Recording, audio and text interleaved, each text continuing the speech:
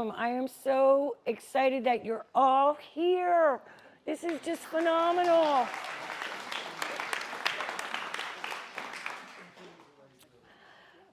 Hi, come on in. We're just getting started. I went through my notes tonight and I found the name of this gentleman named Fred Trimbrell. So I'm going to give you the life story of Mary Jemison, but I'm hoping Fred may call in. He's from Nashville, Tennessee, and he's related to Mary Jemison. I found him a few years ago, or he found me. We had okay, so I'm Debra McCauslin. I was a Sandoe. I grew up in the orchards up in Butler Township on my grandfather's farm. I wrote a book on Yellow Hill.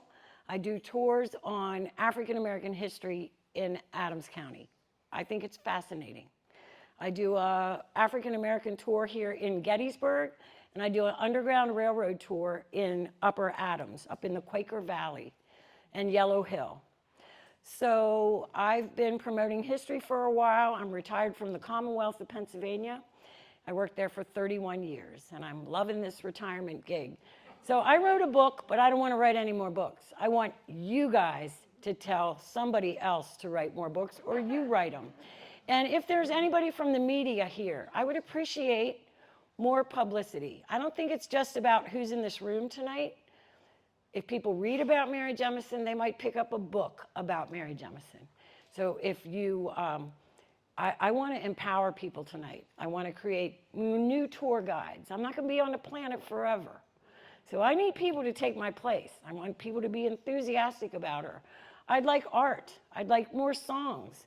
Irishtown Road has written a song about Mary Jemison. There's a sculpture by a Gettysburg guy named Jim Tipton, and it's beautiful. So there's songs, there's some paintings by Robert Griffin that are for sale at Lord Nelson's gallery.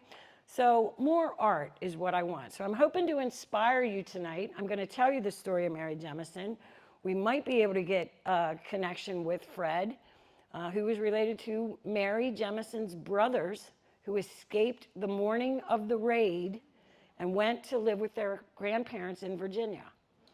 And he found us, we had a committee and we had a celebration for Mary Jemison in 2008. And he was on a bus tour that year after we had the celebration. And he was coming through Gettysburg down Route 30 from Chambersburg to Gettysburg. And he said he was on an intense Civil War battlefield thing. And he saw the historical marker out there, and his grandmother had told him he's related to Mary Jemison. He got online and saw that we had just had this celebration. He got my number, and I met with him in his hotel. I showed him the pictures on my laptop of the event that we had, and then I never talked to him again till tonight. And I found his number. I'm like, I wonder if he's still alive. And he was, because it was a long time ago. So we'll see what goes on. So as I said, I want to empower people. So I'm going to start by telling you the story of Mary Jemison. So I chaired the event in 2008 to celebrate her 250th. Before we were even a nation, she had a place here. And I want to give you a brief, I saw this today, I thought it was helpful. Adams County. The land comprised within the present boundaries of Adams County, as well as the whole of York and Lancaster counties, originally belonged to Chester. So this was Chester County. Then it was Lancaster County, and then that formed, and then these were under William Penn, the province of Penn. Lancaster County separated from Chester County in 1729. York was formed from Lancaster in 1749, and Adams County from York in 1800. Okay, so Mary was here long before Adams County was even a county. I do bus tours at Apple Harvest. I had taught a non-credit history class here. I've traveled to New York as a kid, family vacations. So I was forced to be told this story, and I'm fascinated with her. You can visit Descendants. That Peter Jemison is a curator at, I hope I say this right, Donegal. I know there are people here who know more than me about this. And if I mispronounce anything, please raise your hand and tell me that I said it wrong. But upstate New York, the Seneca people. So I'm going to start. It's interesting, her story. So Mary Jemison's sons were signers on the Big Tree Treaty of 1797, 3 million acres of land in western New York. She gave away 93% of her land and kept a little bit for herself and her heirs and her people. The Big Tree Treaty. 2 of her sons are signers on that, and it was negotiated in her presence. Just think about, she came, all that she went through. So amazing stuff. She secured the Gardo Reservation, 18,000 acres for herself. All right. So when I was a kid, my father would load us in the station wagon on Sundays. Mom and Dad, this is what we did. We took Sunday drives. Anybody else remember the days of Sunday drives? Usually ended up at Grandma's house with those lumpy mashed potatoes and cousins, because they were hand mashed. And I'd see my cousins, and we just always drove around doing something. And then we'd end up at Grandma's house with our cousins. And he would take me to see the monument of Mary Jemison. Now I'm going to talk heavily about this book. So there are several books over there about Mary Jemison. Most of them are fiction. This is as close to you're going to get to her words as you can. So I always say start here. So James Seaver interviewed her, and we're going to go through that. So I learned about Mary Jemison when I was a little girl, and here I am, 65, and I'm still talking about her. What an amazing story. She was one of Adams County's distinguished daughters. Incredible. So we did these Sunday drives things, and we'd end up at St. Ignatius Loyola Catholic Church looking at the monument of Mary Jemison. Do you know it was once painted? It was very colorful. I don't know if they sandblasted it off. It's just resin. Dick Cole from up in the Buchanan Valley told me he remembered the day that statue arrived on a flatbed truck at the train station in Biglerville. They loaded it onto a truck and brought it up. The stones under that monument, he said, were from her homestead. That was a little ways away, but brought there, and the home that was burned. So it was said that Mary Jemison's life would be as storm-tossed as the Atlantic Ocean upon which she was born. So she had an incredible life. She was a survivor of the French and Indian War. She was a colonial American youth of Ulster Scotch origin who became a matriarch in the Seneca Nation. So she sat down with Seaver to do this interview in 1823. He described her in this way. She possessed an uncommon share of hospitality. Her friendship was well worth courting and preserving. Her house was the stranger's home. From her table, the hungry were refreshed. In all her actions, he discovered a natural goodness of heart. He said her stature was very short. She stood tolerably erect, with her head bent forward, apparently from carrying heavy burdens. Her complexion was very white, her eyes blue and naturally brilliant and sparkling. Her sight was quite dim, her cheekbones high, her teeth were sound and good. Her hair, now gray, had been light chestnut brown. She wore it in a bunch tied behind. She never wore a hat in her head, nor a comb in her hair. She spoke English plainly and directly, with a little bit of the Irish emphasis. She used her words well. Her memory was good. She walked with a quick step. A number of times during the interview, Seaver said tears trickled down her grief-worn cheeks. He said she completely provides for herself, cooking, planting, tending corn, doing laborious service. She's always busy. She dressed in Indian fashion with a shirt, short gown, petticoat, stockings, moccasins. Now, in Seaver's book, there's 2 things that need to be corrected. The book that I had showed you, first of all, the spelling of their name. So we see here, Jemison. When they were in Adams County, their name was Jemison, like the whiskey. Jameson. Jemison, like the whiskey. I think Seaver changed her name. Sounded like this, or maybe it had been that way and he just spelled it like she had spelled it. I don't know. But it was Jemison when she was here, so I'll call that You know, in one century she was Jemison, in another century she's Jemison. Another mistake in this book is the year she was captured. She says she was captured in 1755. 1758. How do we know? There was a newspaper, thanks to Benjamin Franklin, Pennsylvania Gazette, and it was 1758, April of 1758. So the newspaper said, and I think I have a slide of this.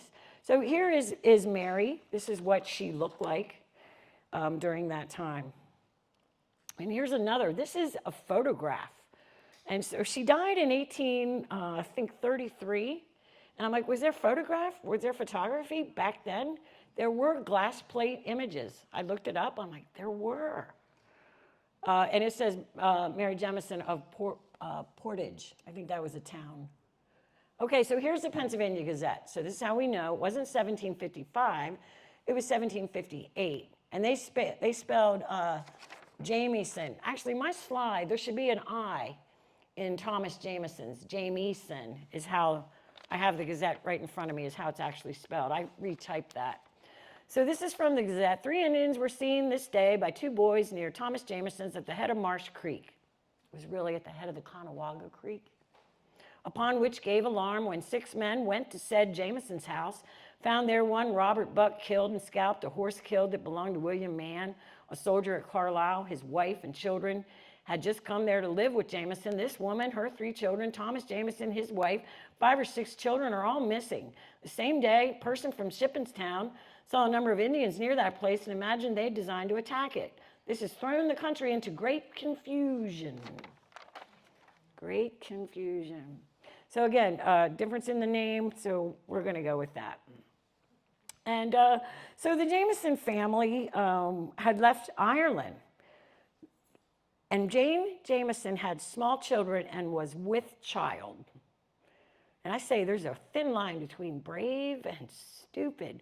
What was she doing? She had to go. My husband says we're going to America. And she went. And she had that baby during the ocean crossing. Not my first choice, where I would give birth to a child, but that is what happened. So Jane Irwin married Thomas Jemison. Her name became Jemison. Jane and Thomas and their 2 sons, John and Thomas, and daughter Betsy boarded a ship in 1843. Jane was with child. Upon the start of the journey, during that ocean crossing, Mary was born. So she is a citizen of where? No, she is not. She's a citizen of the port in which she left, Belfast, Ireland. So she's an Irish girl. It's where you left, the port where you left. Yeah, again, not the perfect place to have a child. So Thomas Jemison arrived in America in Philadelphia. He was acquainted with agriculture. They were in Philadelphia, and he wanted to settle in and farm. So they settled in present-day Adams County, somewhere down around the Marsh Creek, part of the Marsh Creek settlement. And they lived there for about 12 years, and then they went up into the Pleasant Valley, which is today named the Buchanan Valley, for the almost worst president in the history of the United States. And I think it should be named Jemison Valley. It used to be the Pleasant Valley. So we're just going to put that out there right now. So Thomas Jemison, he settled his family here. Thomas and Jane were either born in Scotland or Ireland, but they were brought up in Ireland. Of their happiness in their home, she often heard them speak. Yet retain of their mildness and perfect agreement in the government of their children, together with their mutual attention to our common wants, renders it a fact in my mind they were ornaments to the married state and examples of connubial love worthy of imitation. They attended religious instruction, and they were a very religious family. They worshiped morning and evening. They thought they found a home here under the mild and temperate government of William Penn, and they thought without fear they might worship God. In the course of the voyage, I was born, Mary tells Seaver. Except my birth, nothing remarkable occurred on the journey. We landed in Philadelphia. My father, fond of rural life, left the city, removed his family to the frontier settlements of Pennsylvania, to an excellent tract of land lying on Marsh Creek. Health presided on every countenance, your face, and vigor and strength characterized every exertion. Our mansion was a little paradise. You know, they say children's personalities are formed in the first 2 years of their life, and that's when she was here in Adams County. She became so hospitable. So they cleared land there. They had a farm. They lived there 7 or 8 years. Mother Jane had more sons, Robert, Matthew, and Robert there. Thomas Jemison left that farm and moved up to the Buchanan Valley. In the 1750s, tensions between the French and British over land in North America had elevated. What we know today as the French and Indian War was actually a war between the French and the British over control of the land. Native Americans and the colonists were just caught up in it, in the turmoil, and some of them decided to join the fight. The day before the raid at the Jemison's house, Mary was sent to a neighbor's house to get a horse, and she had a strange encounter. She said she was bringing this horse back, and said a big white sheet appeared in front of her. She was caught in it and deprived of her senses. They found her lifeless on the ground. The neighbors did. They tried to revive her to no avail. At daybreak, she returned to good health. She thought this was a forerunner of the upcoming catastrophe. The next day, she returned home with the horse, and Mary describes the early morning raid in this way. This is right out of Seaver's book. Our family, as usual, was busily employed about their common business. Father was shaving an axe helve at the side of the house. Mother was making preparation for breakfast, and my 2 eldest brothers were at work near the barn. The little ones, with myself and the woman with the 3 children, were in the house. Breakfast was not yet ready when we were alarmed by the discharge of a number of guns that seemed to be near. Mother and the woman before mentioned almost fainted at the report, and everyone trembled with fear. On opening the door, the man and horse lay dead near the house, having just been shot by the Indians. They first secured my father, then rushed in the house and made prisoners of my mother, my 2 younger brothers, my sister, the woman and her 3 children, and myself, and then commenced plundering the house. The party that took us consisted of 4 Frenchmen and 6 Shawnee Indians. They took what they considered most valuable, consisting principally of bread, meal, and meat. Having as much as they could carry, they set out with their prisoners in great haste for fear of detection, and soon entered the woods. So this is a depiction by Robert Griffin of the morning, the raid. See the homestead way back there in the back, in the distance? And this lady here in the front is supposedly Mary. Now, if she was 16, she looks just a little older than that to me. And that's her mother, about the 4th one back, little brothers being dragged along there. So that's the family being taken. And that's, Robert Griffin works with reenactors who have studied the dress and garb and customs of these different tribes. So hopefully that's a pretty good depiction. So the captives were taken west by the Shawnee and Frenchmen. They were made to move quickly all day long. They whipped the children to make them keep up. When the children cried for water, they were made to drink urine. They camped at night with no shelter, made no fire for fear of detection. They were fed once a day. The father would not speak. Mary's father, she said he did not speak only once to identify a fort that they had walked by. He was completely absorbed in melancholy because he didn't keep his family safe. Families were doubling up with other families. Like if the Colemans are over here with us, we'll fight those Indians. It didn't really work, but they were trying to do their best, and there was men that were, some of the men were away. There was Fort Loudon nearby. So they were just trying to protect themselves. They knew that things may not be good. So there was this journey west. And at the end of the 2nd day, they stopped at the dark and dismal swamp. Native Americans removed Mary's shoes and stockings, replacing them with moccasins. Her mother observed this and thought it was a sign that Mary would be spared, and her mother told her this: "My dear little Mary, I fear that the time has arrived that we must be parted forever. Your life, my child, I think will be spared, but we shall probably be tomahawked here in this lonesome place by the Indians. Oh, how can I part with you, my darling?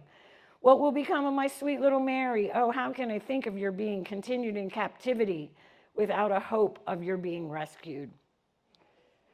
Oh, that death had snatched you from my embraces in your infancy. The pain of parting then would have been pleasing to what it is now. And I would have seen the end of your troubles. Alas, my dear, my heart bleeds at the thought of what awaits you. But if you leave us, remember, my child, your name and the name of your father, and do not forget your English, and do not try to escape. They will destroy you. Don't forget your prayers, my daughter. Say them often. Be a good child, and may God bless you and make you happy and comfortable."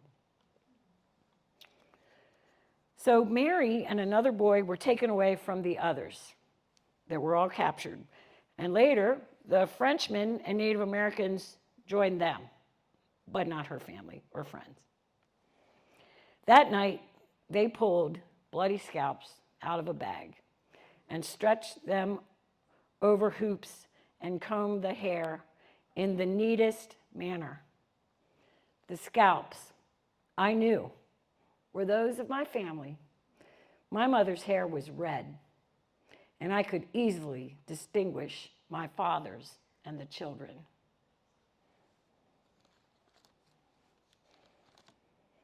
In the course of the night, she was made to understand that they would not have been killed if they wouldn't have been pursued. Mary describes her feelings at that time. It is impossible for anyone to form a correct idea of what my feelings were at the sight of those savages whom I had supposed had murdered my family and brothers and sisters and friends and left them in the swamp to be devoured by wild beasts. But what could I do?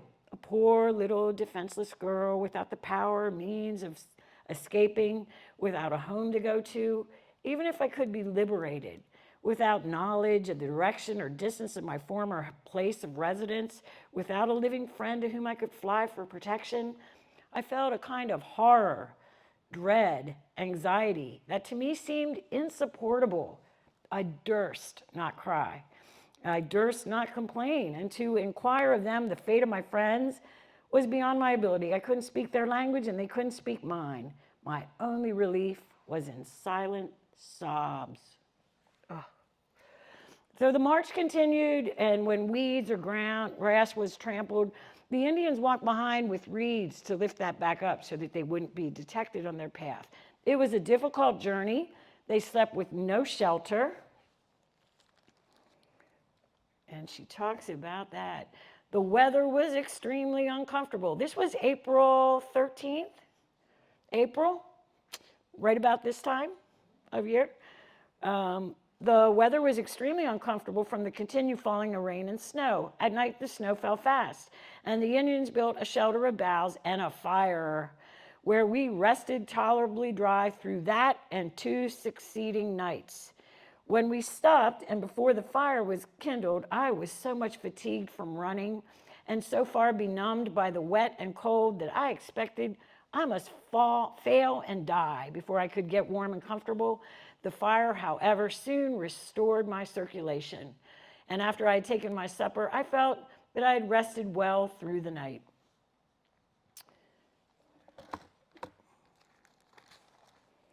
So they continued this journey, and where did they go?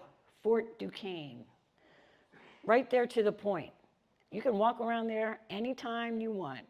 The point in Pittsburgh, Fort Duquesne. It was, changed many times in the French and Indian War. The French had it, the British had it, changed the name, Fort Pitt, Fort Duquesne. So there she was given to 2 Seneca women who adopted her to replace a son they had lost. They went down the Ohio in a canoe. And here we go. There were 2 canoes. So she's at Fort Pitt, traded from the Shawnee to the Seneca.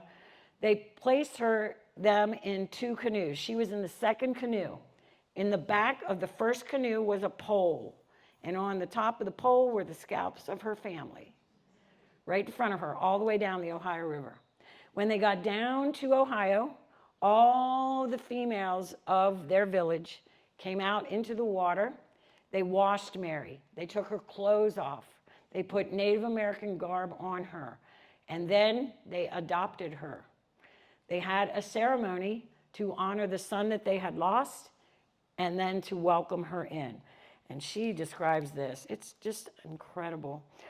She talked about the way that the Native Americans were they were talking and crying and singing, all that. It was like a mix of just all this noise. And she said that they were mourning. They were expressing regret and passing the son that they had lost on the battlefield. They said things like, "Why do we mourn? You know, his soul has seen us now. We have seen him fall." So they said, "Oh, helpless. He fell on that field. But why do we mourn? He fell on the field of the slain with glory. He fell. His spirit went up to the land of his fathers in war. Why do we mourn? With transports of joy. They received him, they fed him, they clothed him, they welcomed him. Oh, friends, he's happy. Dry up your tears. His spirit has seen our distress. He sent us a helper with whom we have great pleasure to meet. Decawamis has come. Let us receive her with joy. She's handsome and pleasant. She's our sister. Gladly we welcome her. In place of our brother, she stands in our tribe. And we will care for her. We will guard her from trouble. May she be happy until her spirit shall leave us. So she quickly learns Native American language. She's forbidden to speak English. She says her sisters treated her with kindness. She said she felt like they were her own sisters. And one day then they told her that you need to go live with this man, Sheninjee. I'll spell it because I don't know if I'm saying it right. Sheninjee. And they were married. She grew to love him. He treated her with gentleness. Within 2 or 3 years, she bore a child who died on the second day, a little girl. He was absent during this time, and she became very ill. Her health was bad, and but it was restored. Shinji returned. He was a large man, large in stature, noble, elegant in appearance, generous in conduct, courageous in war, a friend in peace, and a great lover of justice. Later, a son was born, and she named him Thomas for her lamented father. After 4 years with the Native Americans, her anxiety to leave them subsided. She said, "With them was my home, my family and friends to whom I was warmly attached, in consideration of the favors, affection, and friendship which they uniformly treated me from the time of my adoption." This is the adoption by Robert Griffin. So they brought her in a longhouse. They're combing her hair. They're getting to know her. And this is Robert Griffin's interpretation of that moment. She said she preferred Native American women's lives as opposed to the white. She preferred Native American women's lives as opposed to the white. With her 9-month-old child on her back, she traveled north to the Seneca Village, New York, near the Genesee River. Her husband was to join her, but he never did. He left to go hunt, and he got sick and died, and he never joined her. So here she is. She's 19 years old. Her husband's dead. She had a child that died, and she's got this Thomas, this little boy, on her back, and no husband. But she is taken care of. So, her husband was to join her, but he never did. And she learned he died of sickness. So now, let's see. This is a little bit more about being in the fort. I was left alone in the fort, deprived of my former companions and everything that was near and dear to me. It wasn't long before I, in some measure, was relieved by the appearance of two pleasant-looking squaws of the Seneca tribe who came and examined me attentively for a short time and then went out. After a few minutes' absence, they returned with my former masters, who then decided to dispose of me as they pleased. The Indians whom I was taken were a party of Shawnee, and we lived down a long distance down the Ohio. And she describes the canoes that they were in. She also said, we arrived at the small Seneca Indian town at the mouth of the small river, and the Indians called Shenanjee, where the two squaws whom I belonged resided. We landed there, the Indians went on. That's the last I ever saw of them. And they made it to shore. They put all that Indian clothing on her, dressed her completely in Indian garb. Now, she had opportunities to return to the white world, two of them. Colonel Bouquet was a Frenchman, but working for the Continental Army and trying to reunite these captives with their families. There's great stories about this. They reunited a bunch of families with the captives that he rounded up, and sometimes these captives didn't want to leave. In Mary's case, she did not want to leave her Native American family. There's a great story, though. When Colonel Bouquet brought these captives to Carlisle, there was a mother who was distressed. I can't find my daughter. And he said, sing a song that you sang to her when she was little. Maybe she'll recognize it. She did, and it happened. And they reunited because that child heard the mother singing that song. And there's lots of captive stories. There's a lot you can read about this. They didn't all want to go back to the white world. And Mary Jemison's choice, she said, it was because she felt her children would be discriminated against. So she had opportunities to leave. She didn't. She married another chief named Hyoka II when Thomas was 3 or 4 years old. She had 4 daughters, 2 sons to him, many of them named after her relatives. Her father was Thomas, Jane, and named her sisters that she had before. Life was peaceful during the French and Indian War. She said they lived 12 years in peace until the Revolution. No one can live more happily than the Indians in times of peace. Their lives were a continual round of pleasure and their wants were few. They wanted to remain neutral during the Revolution, sign a treaty, not take up arms, but they were bribed by the British. The British bribed them. They'd give them a suit of clothes, scalping knife, gun, tomahawk powder, piece of gold for every scalp they brought in. Fortunately, Mary's village was isolated during that time. There wasn't any conflict for her. After the Revolution, she was offered her liberty. This time, she was thinking about it. And she even talked to her son, Thomas, and she thought she would want to take the kids. But the chiefs wouldn't let Thomas go with her. And she couldn't leave her kids. So she decided, and she actually hid from somebody who was trying to round her up and take her back. She did not want to go. She says this, I was very fortunate in falling into their hands, for they were kind, good-natured women, peaceable and mild in their dispositions, temperate, decent in their habits, and very tender and gentle towards me. And I had great reason to respect them. Mary mentions in the book that ardent spirits corrupted their lives. What does she mean by ardent spirits? When they were drinking, they fought bad. I used AI the other night to investigate Mary Jemison's children, and what I read blew me away. And I'll share some of that with you. During her lifetime, her children fought when they were under the influence of alcohol. It seemed there was a rivalry between the firstborns of the 2 chiefs she married. Thomas was Shenanjee's child, and John was Hyoka II's firstborn son. And there was a rivalry between them. John killed Thomas the same year after Hyoka II died. I think it was 1811.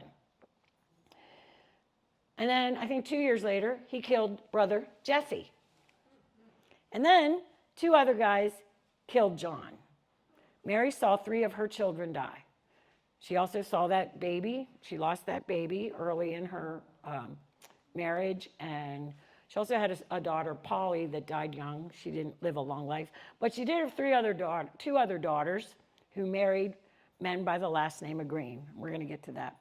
So I tell people to take the Mary Jemison journey. This is Letchworth State Park. How many of you have been there? Hey, that's pretty good, but we need a lot more hands going up next time I do this talk. So you need to plan your vacation. I know somebody going to New York soon. You're going to go up to check out Letchworth.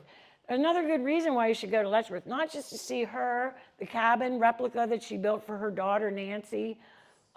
There are waterfalls up there, and it's gorgeous. So here is the monument in Pennsylvania, and there's a monument of her in New York. So take the Mary Jemison journey. Just jump in the car, a couple hours, you'll be up there. This is the view at Letchworth State Park. So this is the monument. That depicts Thomas on her back. This one I think is it bronze that turns that color?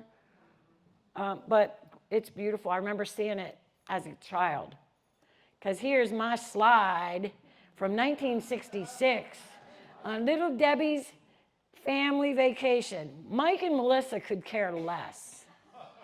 But I'm still talking about her. She's amazing. And I went there with a girlfriend a couple of years ago and took this one. My buddy Carrie and I took a road trip. So I encourage you to learn more about it. Now, this is a little recap. We had an event, the 2008. We had living historians. We had it up in Jemison Valley. And we had bagpipers. We wanted to represent her Scotch-Irish origin. So that's what started the day. Alan Jemison came down from New York. And first words were in Seneca that were spoken that day. How many of you were at the celebration in 2008? 3, 4. Okay. But it was fun. I mean, we packed that place. We packed the church, St. Ignatius, and the fire hall. And this is Alan Jr. And this is Peter Jemison. Peter's a curator at Onondaga, I think. Thank you. And you can go, I don't know if he's still there. He was there a few years ago. I went right in and talked to him. So he came down and brought some friends in full regalia. And we had lectures and a wampum belt. And we had living history. We tried to entertain the children. Tim Smith did his thing on the Scotch-Irish. He was awesome at this event. If any of you have heard about the hand of Irish, what you see a hand on graves, on tombstones, he talks about that there was this quest to get land, and this one Irishman cut his hand off and threw it over on the land to claim the land. So Tim was great. Tom Jolin was doing some clogging dance from the day. We had kids events. We had a powwow. We had Native American dance. It was really fun. Nothing wakes you up early on an April morning when you see a man, a 70-year-old man in a loincloth walking in. But it was really fun. We had a great time.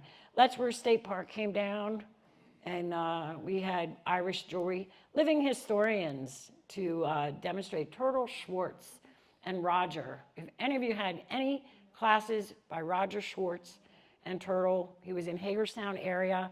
Phenomenal people. And we took a road trip after this 2008 thing. We went to see where her family was slaughtered. There's a marker there.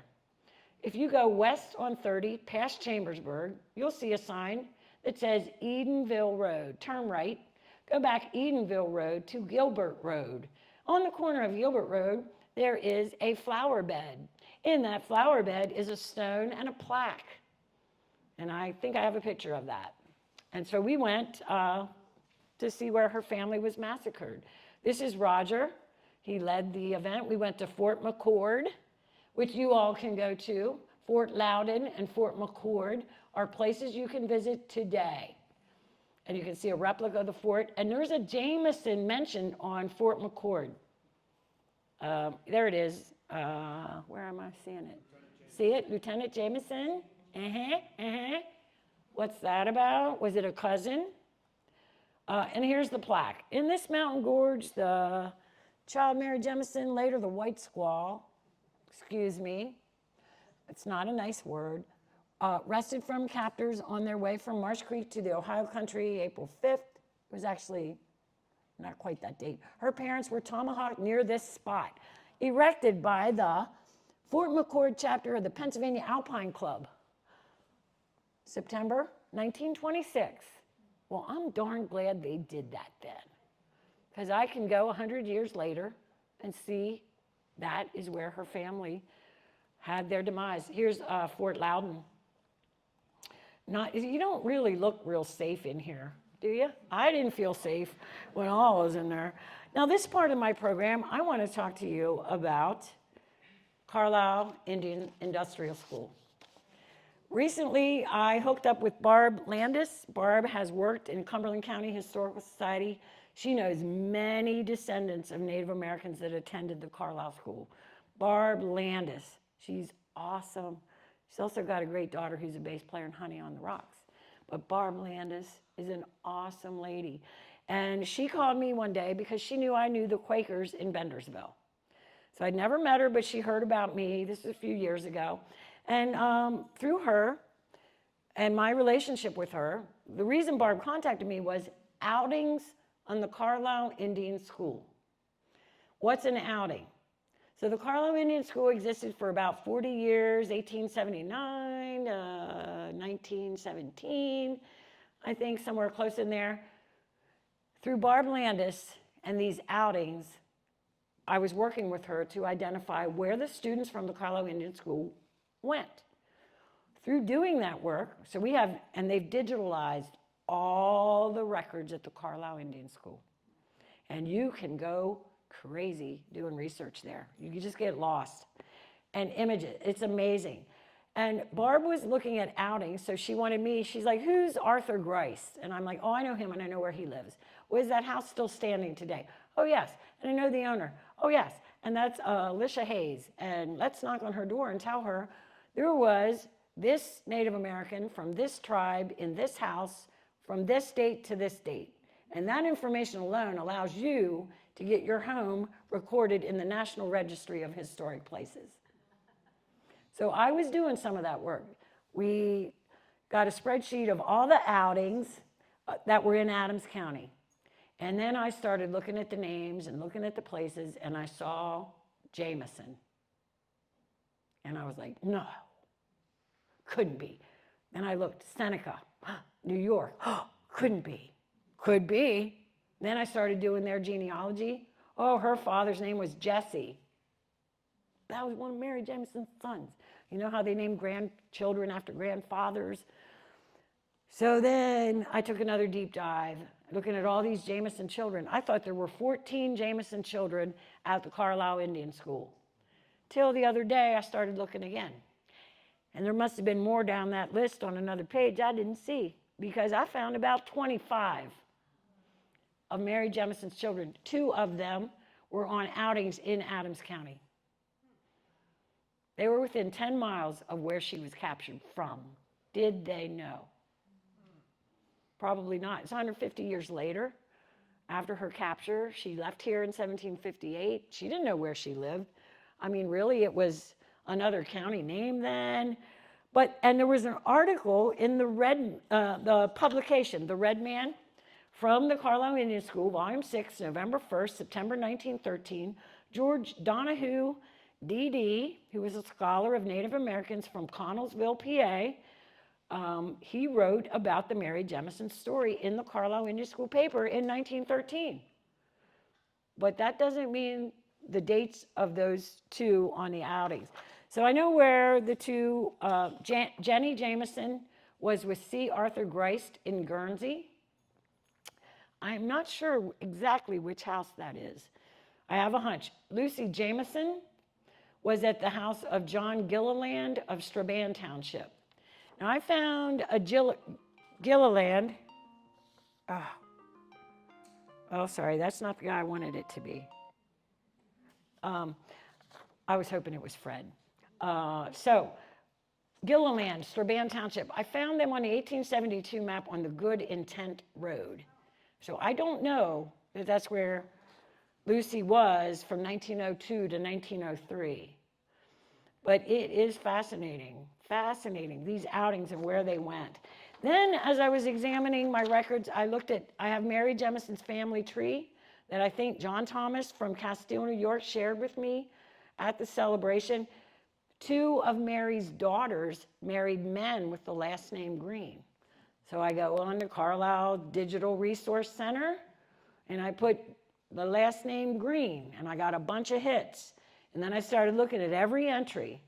Now that person was Green, but they were Sioux. They were Cherokee, not them. And then Seneca. Seneca. I found 5 more. Seneca, New York, named Green. They were Mary's descendants. I'm almost sure. Somebody needs to do this research and write this book about this. PhDs, do your dissertation. I've got so much I want to see happen for Mary Jemison. So these outings and learning about them. So I'd love a committee to find all this. Oh, I'm so sorry, Guy. I really would love to talk to Fred. So we know her children 150 years later were very near where she had been captured from. And so I could talk a whole lot about those outings, but we're gonna get rolling here and wrap things up. So I would like to see some next steps for Mary Jemison. If I had my way and I could get everything I wanted, this is what I would want. More stuff done to commemorate her. Name something after her. A municipal building, a road, a creek. A little boy in Biglerville named a little tributary after Kitty Payne. And he did all the stuff through the registration. It took him a while, and it was quite a process, but he did that. A little boy from Biglerville, a young man from Biglerville did this. So I'm putting it out there. A memorial park, the Mary Jemison Memorial Park, a pavilion, a building, a road, a creek. You should do as I asked, take that field trip, go to Fort McCord, Fort Loudon, go up to Letchworth State Park, do your own research, draw a picture. Like, wasn't that artwork great to see what the adoption would have looked like? You know, so think about a scene of Mary Jemison's life and paint that picture. How about a mural somewhere? Wouldn't that be a great idea? We need more. Draw a picture, write a song, paint a mural. Write more books about her. There's a bunch over there that I have. Most are fiction. Everybody should read Seaver's account, her real words. I mean, there's some in there that's really gory. I mean, I had a hard time reading it. Some of the things that were in there, like torture that would be imposed on some of their victims. It's as close as you will get to her words. And I want to empower people to be more tour guides. So I've got lots of stuff I know, and it's in my head and in my notes, but I'd like it to go somewhere else. So I've got the names and phone numbers of the Jemisons over there. Fred Trimbrell, I think I'm going to just call him and see if I can get him to talk to us. And I would like to hear from you. So maybe we'll get a little bit of time to be able to do that. And let's just see what happens if I call Fred. So as I said, Fred contacted me, and I'd love for you to hear what he thinks is his relationship to Mary Jemison.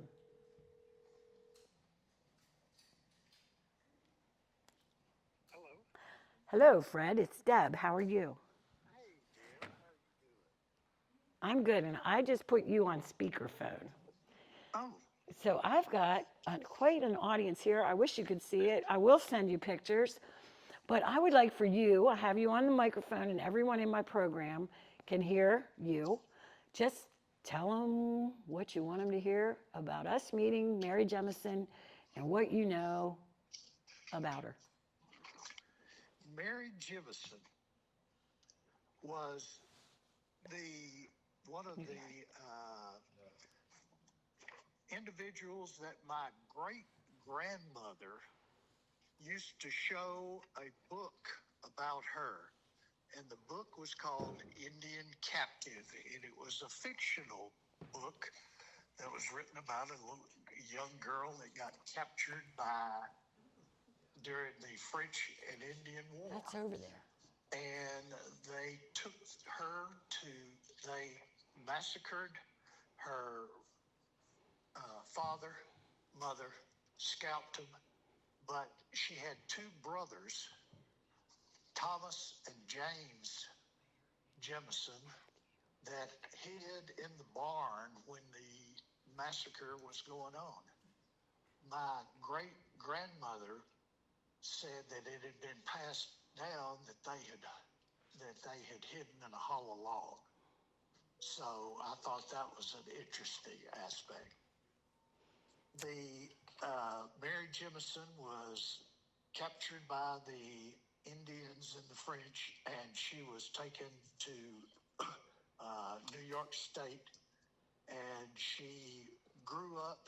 She grew up. She married. She had children, and eventually she was discovered by the author. James Seaver. James Seaver, yes. And she lived there, and again, she had children. She always said that her name was Jemison, and the two brothers that hid in the barn moved up somewhere to Illinois area and to a cousin or some other relative, but they eventually moved down to Middle Tennessee and Smith County, Tennessee. They both married and they both had families, and that is the Thomas Jemison, or Thomas Jameson, was one of my ancestors that I would not have been there if they had not be here, if they had not escaped. Amazing. So it was an amazing story, yes. It truly was. Well, we've got, I think, about 100 people here. We filled up every seat, and so there is a real quest to learn more about her here. We're celebrating the 250th here, and I found, Fred, I don't think you know this, I found 30 of her descendants attended Carlisle Indian School near here. 2 of her descendants were in Adams County, living in homes with families here, sometime between 1879 and 1917, and living with Adams County families, 2 of them, Jenny and Lucy. Wow. So, and then there were Green children I just found the other night, that 2 of Mary's daughters married men with the last name of Green, and I'm finding Greens from Seneca, New York, that also attended the Carlisle School. So I think about 30 of Mary Jemison's descendants attended Carlisle School, which is Wow. the next county up from where Mary had been captured from. Wow, that Pretty is cool. just absolutely amazing. Well, Fred, I really appreciate you calling and allowing us to hear your voice and your story. I was just thrilled when I found your number in my notes tonight and was able to talk with you. I'm just thrilled. Is it okay if I share your number with anybody else? It certainly is, yes. So if there's a reporter that wants to talk to him, all right. And we've got a descendant here in the room, I think. Am I right? Wow. Introduce yourself, would you? Tell us your name.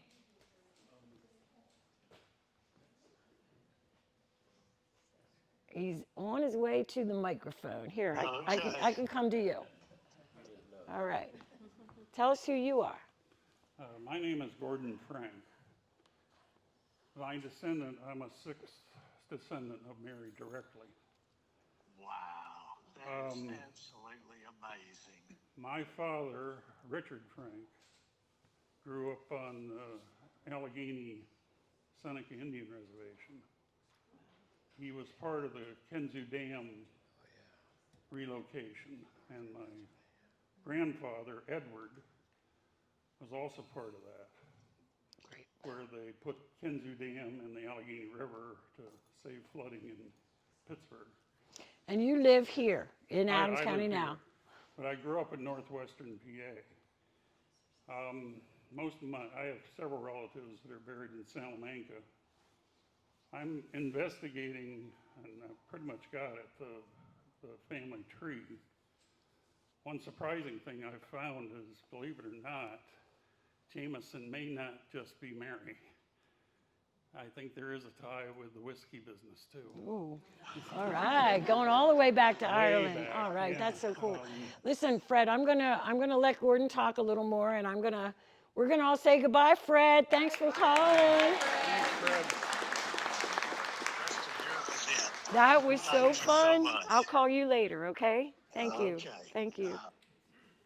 My great-grandmother was Anna Jemison. She actually was a Jemison. I saw that in the They records. switched the names. It was Jemison, Jemison, and with an E too. They did it, I think, for political reasons, I saw that in the records, Wait a minute. Jemerson's. but she was Anna. She died in 1911. And I've traced that back. Her father was Horace Jr., and there was a Horace Sr. I think Horace Sr., and this is where it gets real fuzzy. Horace Sr., I believe, was the son of John, who was the son of Mary. I haven't got that totally. The bad son of Mary. Yes, yes. He Oh. was the one that killed the other two. The other two. There was an interesting piece there too. Thomas, the one that you mentioned, was it Thomas or was it John? No, wait a minute. I gotta get Thomas this. was I've the got it in my oldest. notes, but one John of was them the second. was a polygamist. Oh, yeah, I saw that. He married two sisters I saw that. at the same time. And It's so good, I had to share it. And it's interesting because they also named their kids all the same names. There's several Pollys, there's several Janes, Yep. there's several Thomases, there's several John's, And Jesse's. when you're doing genealogy, that gets You got to nail their birth year, name and birth you year. start saying which one's which. You know, Yeah, you start it's going crazy. around. It's crazy. There's also a person that's come up with a last, and I think they're Indian, Sundown. I don't know the first name, but there's a last name, Sundown. They may be in between there someplace, Great. but, and that was a male name, by the way. Yeah, I'm doing a lot of research here. I'm planning to go up to Salamanca and I forget how you pronounce it. This lady here mentioned it. How do you? Onondaga. Onondaga. County, it's near Syracuse. If you've never been to Salamanca, New York, the Onondaga Seneca Museum is worth a stop. And I got to tell you a story about that too. We went up there and went through the museum, and lacrosse started up there, so there's a whole display on lacrosse.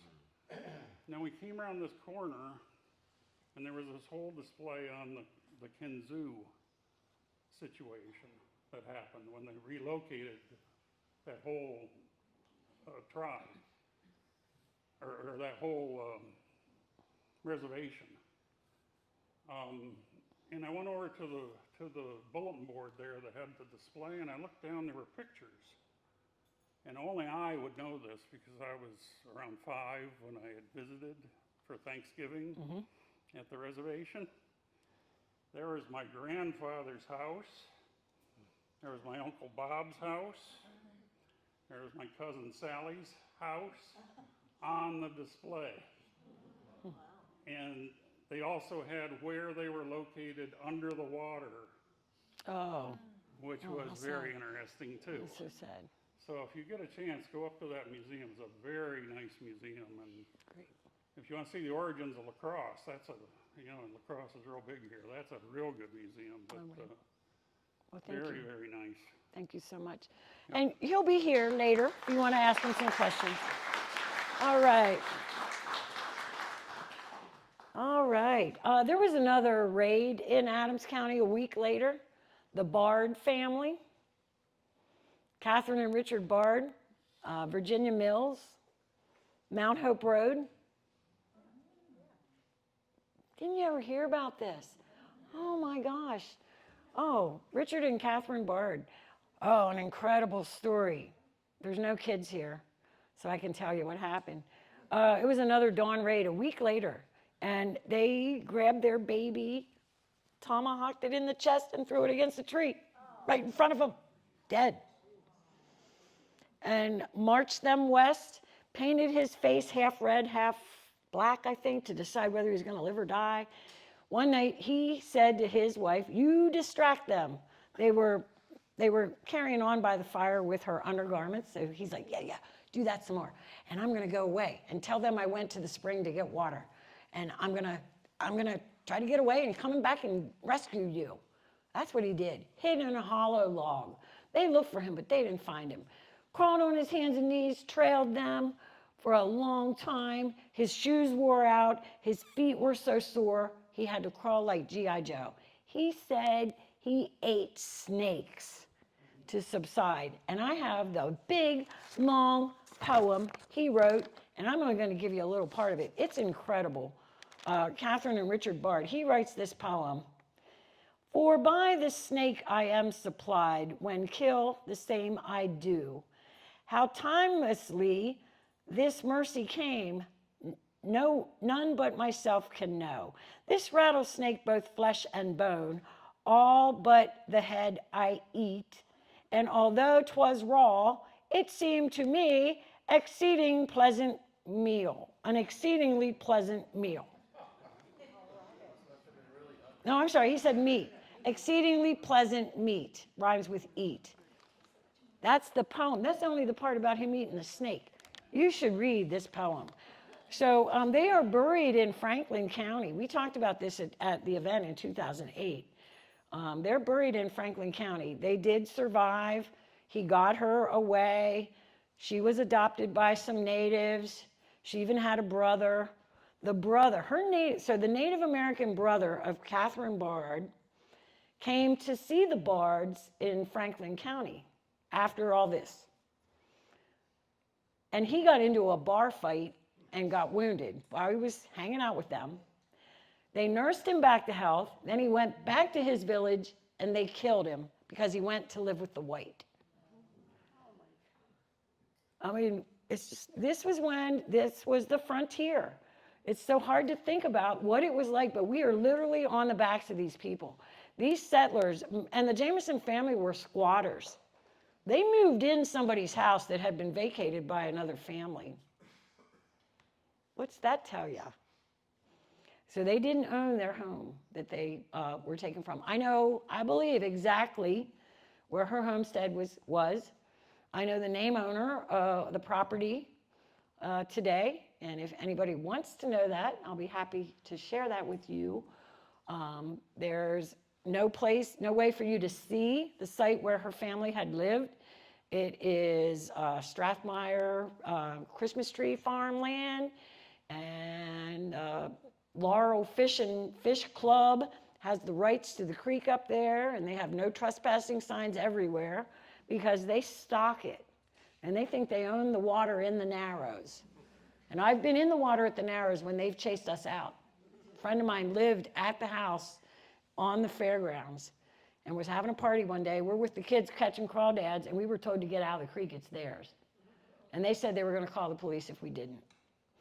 So the Laurel Fish Club, it's a bunch of well-to-do men, one woman from York area. I actually spoke about Mary Jemison to one of their meetings, and they were telling me how they don't want anybody up there. And I was thinking, boy, I bet my brother would like to know about that, because he always wanted to know where the fish were stocked. And then I was thinking, it could have been my brother who was up there, for all I know. But an amazing story. So the French and Indian War, when this was the frontier.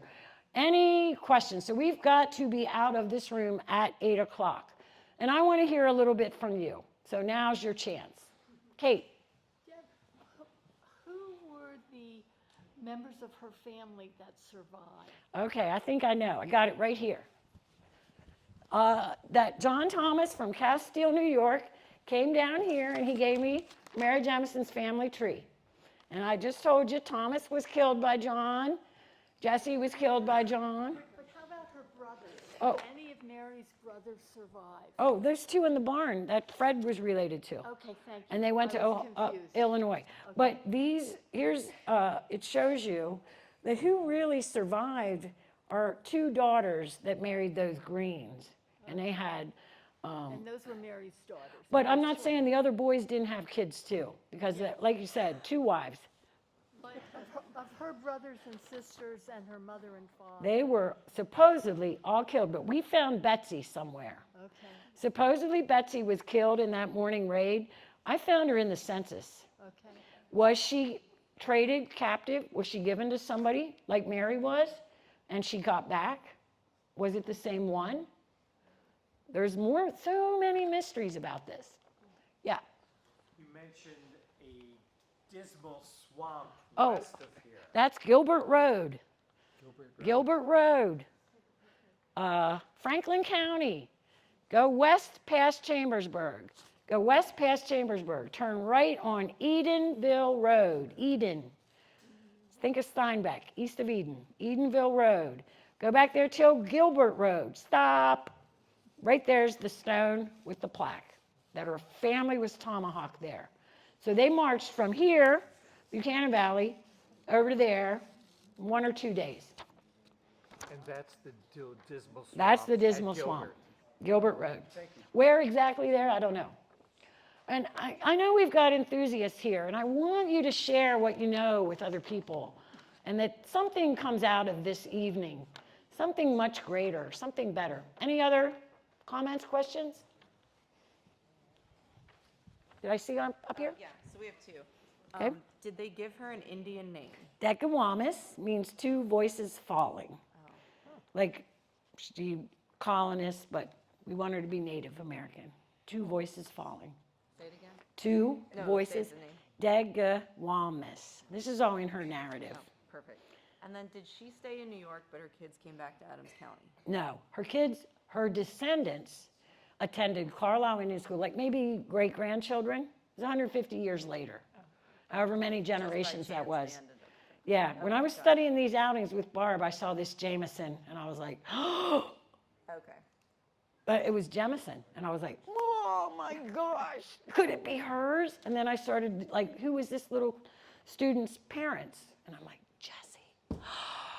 But then I was like, that's just too big of a coincidence. But there were other Mary Jemisons, like born in Ireland. So it's like, not her, not her, not her. So genealogical research can be tricky, but man, there's so much fun, so many fun things out there to learn. And this has the names of their native. You should check out that Big Tree Treaty. Check it on Wikipedia, go right now. And I want y'all to research Carlisle Indian School Digital Resource Center. Go see a picture of Jacob Jemison on the football team in 1892. He did not, we checked this out. We're like, did he play with Jim Thorpe? No, that was later. Yeah. The one question I've always had about her is about language. And her language and the way she had English, she really had English and she remembered it. She had 16 years of English, Yeah. her first 16 years. But She didn't forget it, it she seems. didn't forget it, and she learned their language. Right. And I always thought that she did things with both people. In other words, did things, and I heard about a treaty, and I think. Oh, that's it said that Mary Jemison was there present at the negotiations. It was driven by her. And that made a difference in. Oh, that she could talk to both. Yes. I didn't even think about it. Absolutely. She could talk to the colonists and she could talk to the Native Americans. Right. That made her perfect, right? I thought Perfect. that was significant. I think you're right. I never heard about that. I did say that in the book it said she was forbidden to speak English by the Native Americans at first. Yes. But then I guess she would meet people who were speaking English and she would talk to them. She did not forget. Anything else? Did I understand you correctly that she and a brother were taken and separated from the family? She and another little boy, and I don't know who that little boy was. I would love to know who he was. There's lots of captive stories, but who were they? Yeah, you had said there was the other woman. Yeah, the other woman, another family. Who were they? But they're They were all murdered, but their son was adopted. Back here? Yeah, but how did she get all that land? It said that she ended up being For the her biggest decision landowner to in stay. For her decision to stay, they gave her land. That's what I recall. Who they? The Native American, the people in the decision when she had a chance to go back to the white world and didn't, they wanted to make sure she had a place to live, and she made the Gardow Reservation.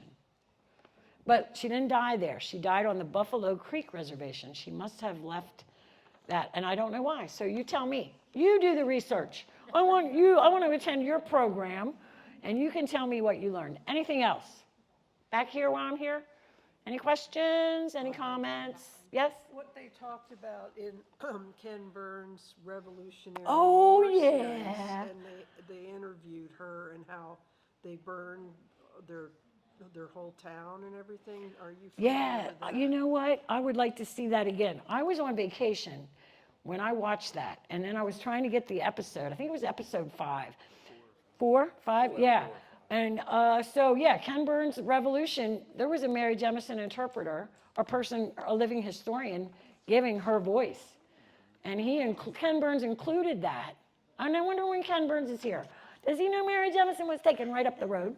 I'll have to tell my buddy Jake to make sure he knows that. Oh, yeah, just the never-ending story. So, What length of time did it take to get to Fort Duquesne from Buchanan Valley? oh, I'm not sure that I know that. Pretty quick though, I believe. Yeah, they went moving. They wanted to get out of here. They didn't want to be detained.